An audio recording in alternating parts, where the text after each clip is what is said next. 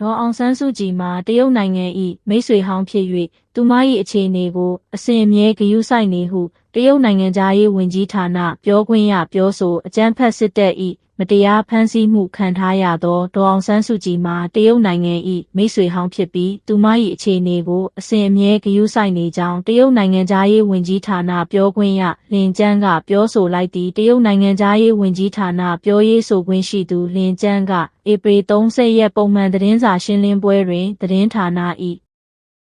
မေးမြန်းချက်ကိုထို့သို့ပြောဆိုလိုက်ခြင်းဖြစ်သည်ထို့သို့မေးမြန်းသည့်အပေါ်လင်ကျန်းကဒေါ်အောင်ဆန်းစုကြည်သည်တရုတ်နိုင်ငံ၏မိတ်ဆွေဟောင်းဖြစ်ရာတင်း၏အခြေအနေအားမိမိတို့အနေဖြင့်အစဉ်အမြဲဂရုစိုက်လျက်ရှိကြောင်းပြောကြားသည်အိမ်နီးချင်းနိုင်ငံအနေဖြင့်တရုတ်နိုင်ငံကမြန်မာနိုင်ငံ၏အခြေအနေနှင့်ကိုက်ညီသောဖွံ့ဖြိုးတိုးတက်ရေးလမ်းကြောင်းလျှောက်လှမ်းမှုကိုထောက်ခံအားပေးသလိုမြန်မာနိုင်ငံဘက်ပေါင်းစုံကပို၍ကျယ်ပြန့်သောပို၍ခိုင်မာသောပို၍ရေရှည်ဖြစ်သောငြိမ်းချမ်းရေးနှင့်ပြန်လည်ရင်ကြားစေ့ရေးဖော်ဆောင်ခြင်းကိုထောက်ခံကြောင်းပြောဆိုသည်တရုတ်နိုင်ငံသားရေးဝန်ကြီးဌာနကထို့သို့ပြောဆိုပြီးယမန်နေ့ညပိုင်းတွင်စစ်တပ်ကဒေါ်အောင်ဆန်းစုကြည်ကိုနေအိမ်အချုပ်သို့ပြောင်းလဲလိုက်ကြောင်းသတင်းထုတ်ပြန်ခဲ့သည်